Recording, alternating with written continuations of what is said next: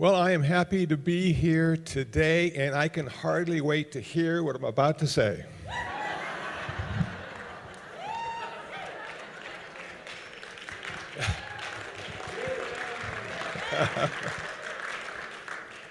So Reverend Bonnie called me up, or actually emailed me a few weeks ago saying, we'd like to have you speak. Could you give me a topic?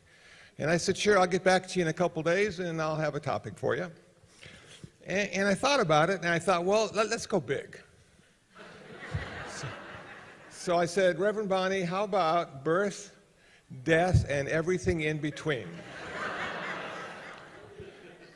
Now, I sat and thought about what I was going to say, and I didn't know what the heck I was going to say. Because that's an amazingly large topic, you know? And I had just gotten back from a 50-year high school reunion. So I was sensitive to the issues about life and the arc that we create. You know, and so I'm thinking there and I'm thinking there. I say, okay, well, let's start here. What in Buddhism connects birth, life, and death? I'll just find that, and then I'll have something to talk about. So I read and I reflected and I Google searched, and I'm thinking, this is a little harder than I expected, I said to myself. And then the epiphany occurred. I said, why, of course. Why didn't I think about this in the beginning? So I'm going to share with you what I have come to conclude that Buddhism has to say about birth, life, and death. Now, let's start at the beginning. There wasn't one. In Buddhism, we don't have a beginning. We don't even have a first family, like Adam and Eve. We don't have them. It's like this circle. It's always been and always will be. So, looking at my life, I have existed in some form from the beginningless beginning. And now here I am today, 2017, in Ventura. How did I get here? Well, then I thought, okay, so from beginningless beginning, I had existed in some way, but in this particular form, April 3rd, 1949, something remarkable happened. I was born. How did I do that? And I've heard it said that we didn't ask to be born. But if you're a Buddhist, you did. You asked.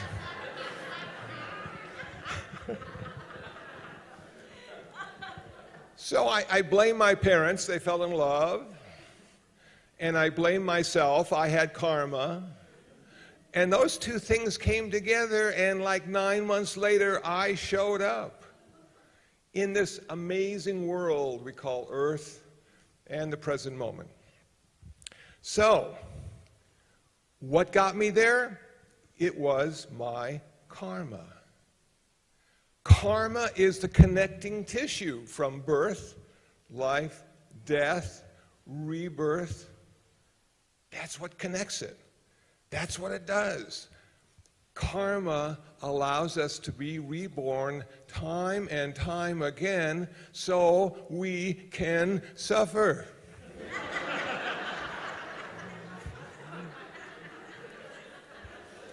But in all that suffering, there is a way to be happy. I have concluded, and that's the karma. Karma can make us happy, and karma can make us sad. And we are in charge. It's up to us, and that's the coolest part, I think. We don't need to petition anything or anyone to give us a better life. We just need to get busy. We do it. So, karma, let me make it clear. It is so easy to understand. Karma is everything we think, everything we say, and everything we do. Karma is like everything. And in the way we think it, say it, and do it, the consequences turn out to be pleasant or unpleasant. Okay, it makes pretty good sense, doesn't it? But how does this karma migrate lifetime to lifetime? Well, karma is like a verb. It's like a process that occurs. And we're the karmic generator, us, in this lifetime. And so every time I think something, say something, or do something, I am transforming energy. It is a neutral energy, and I am giving it a moral value. So if I have a good thought which turns into good speech, the consequence should be pleasant for myself and others. And it works the other way too. This karma that we've created lifetime after lifetime follows us lifetime after lifetime. So I think of it in this way. We're like the boat, and karma is like the engine creating a wake behind the boat. And then when it's our turn to sink, the wake of the boat continues and attaches to the next boat. So that's the causal connection between all the lifetimes and all the manifestations I have been. But as you can tell, I don't get to go. This I, me, and mine is temporary and momentary. So it's like a relay race. I have a baton, the karmic energy baton, and I'm handing it off to the next person in the next lifetime. I'm hoping sometimes that they run a good leg of the relay race, but for me, it really doesn't matter because my race is over. I get to relax now. And the next leg continues and creates its own karma, and then it has to hand off the baton to the next person. We oftentimes have a really good start. Say you were born in Ventura instead of South Central Los Angeles. That's cool. That's good karma. But now, let's say you took it for granted that life was great and Ventura is pleasant, and then you move to Detroit. And you go, man, what the heck happened? And then you say, I got to do something about it because I'm in charge of my life. And if I don't like the way it's going or where it's happening, I can do something about it. All I have to do is think good thoughts, say good things, do good actions. Now you would think that would be easy, because most of us know the difference between good and bad, right and wrong. But for a Buddhist, it's not that easy, because we don't have good and bad, right and wrong. We have no divine lawgiver who defines for us what we should or shouldn't do. We have karma. We have skillful and unskillful. We have more suffering and less suffering. And if we petition karma to give us a break, karma doesn't care.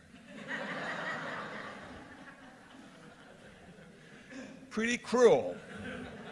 You know, but that's just like gravity. The other night, I rescued a mouse from 3 cats in the backyard. And the little mouse jumped on my shoe, and we walked away from the cats. Then I put the little mouse in a box, and about midnight, I took it outside. I wanted to give it a break, because the cats were about to come in to the room where the mouse was. So I'm walking, and it's dark, and the lights aren't on, and I trip, and I fall, just like that, bang. Really surprised me. I haven't fallen in a long time. So I checked myself, I was fine, the mouse was okay. And I let the mouse go, and the mouse ran away, and the cats didn't see where it went. I figured it's at least got a couple more days of life before the cats find it again. And then I looked up to the sky, and I said, "Gravity, why did you make me fall?" And gravity said nothing in response. Gravity didn't care whether I stirred or laid on the ground. It doesn't care, and that's the same way karma works as well. It doesn't care. Its job is just to create consequences. Karma, consequence. Karma, consequence. So I'm working on this now, and I'm thinking, okay, I got it down. It's pretty easy to understand, but now there's a roadblock to all our happiness. And it's called the three poisons in Buddhism: greed, hatred, and delusion. And we don't understand how to be skillful sometimes because we have too much greed, hatred, and delusion. And if you're on Facebook like I am, politically, there seems to be a lot of hatred going on about everything. There also seems to be a lot of greed and delusion as well. But that's another story. So I'm thinking, okay, how am I going to get rid of my greed, hatred, and delusion so I can have skillful, good karma and always have pleasant consequences? So I said to myself, well, where does that greed and hatred and delusion reside? In what part of my body? Is it my left hand? Do I need to really identify it as living there? No, it doesn't seem to be in my body at all, I said to myself. It seems to be in my mind. It's my mind that creates an intention that leads my speech and action into the world. So in order to get rid of my greed, hatred, and delusion, I need to change my mind. So I said to myself, well, what's the best way for a Buddhist to change his or her mind? And then I said, it's got to be meditation. It's got to be the observing of the mind arising, existing, and passing away, and noting what it's filled with. Is it filled with greed, or is it filled with generosity? Is it filled with hatred, or is it filled with loving kindness? Is it filled with delusion, or is it filled with wisdom and clarity? So I sat for long periods of time and watched my mind arise and realized it was filled with all of them. Sometimes greed was number one, usually when it had to do with ice cream.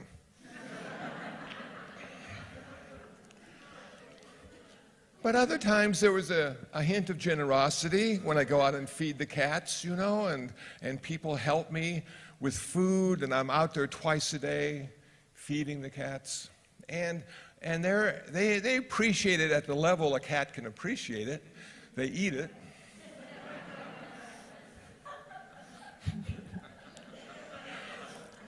So then I say to myself, is there any benefit from feeding cats? You know, and I go, well, you know what? You can always say at least once a day you did something good, even if the rest of the day you messed it up completely. So I look at that cat feeding as a real karmic responsibility. My karma depends every day on me going out with equanimity, not hatred or anger or love and kindness, but just perfect balance of mind and not expecting anything in return, and I'm never disappointed.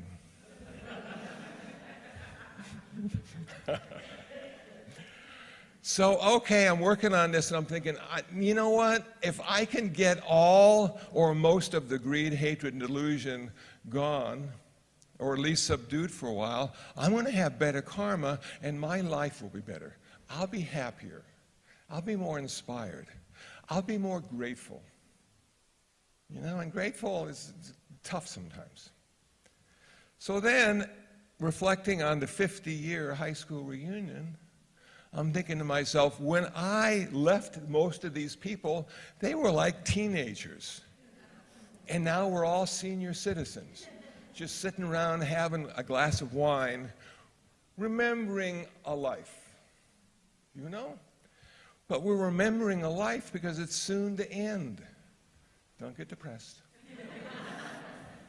It's soon to end, and I'm thinking to myself, yeah, you know, I've been lucky. I had a non-traditional life for at least half my life.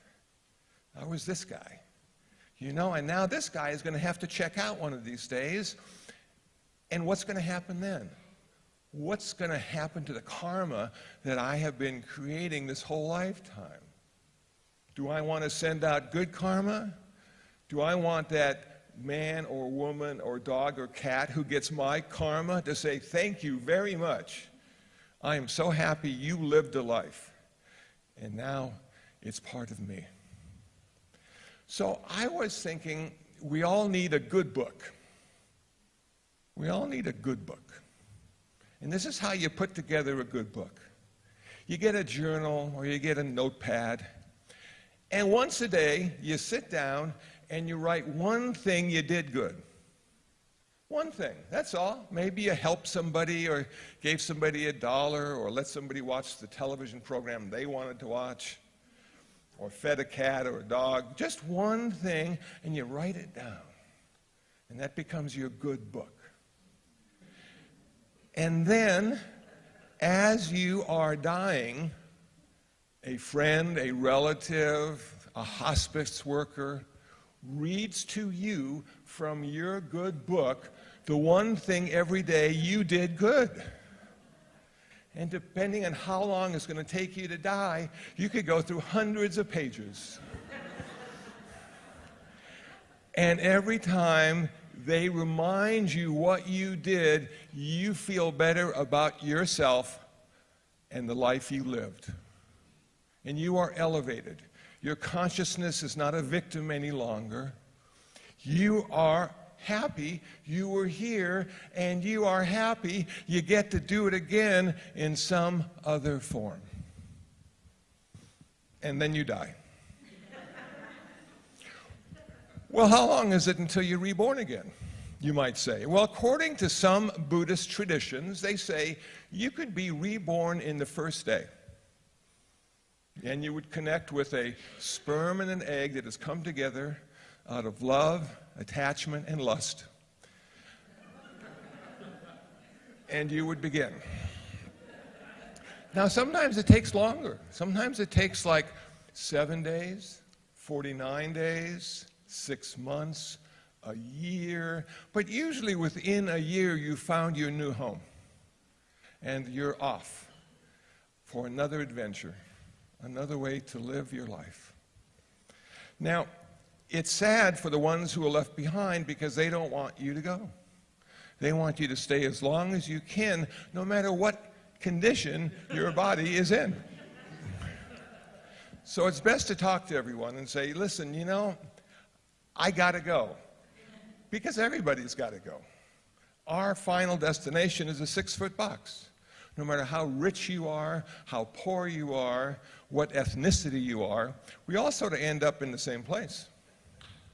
The great equalizer, they say. So don't be sad. And as I continue to die in front of you, I'm going to have to turn away from you. I can't be distracted. You got to turn off the TV. You got to stop telling me how much you love me and how much you want me to stay, because I can't stay. And your love does me no good in the next lifetime. So if you really do love me, let me go. Wish me well. Have a party. Enjoy the fact that I was here, but also enjoy the fact that I get to do it again in some other way for the rest of eternity. Until that one lifetime, that one day, that one moment, we achieve nirvana. Wow, that is going to be spectacular. The world's going to open, the rainbows will start shining again, and we're going to be in the best place we could have ever been in. We will never have to suffer again. We have ended our karma forever in nirvana. And because we've ended that karma, we can't be reborn ever again. We now exist in nirvana. Well, you might say, Kusala, you know, this is a hard sell because it sounds like you're encouraging us not to exist after having existed from beginningless time. Now you say the end result is never having to exist again. What is the deal?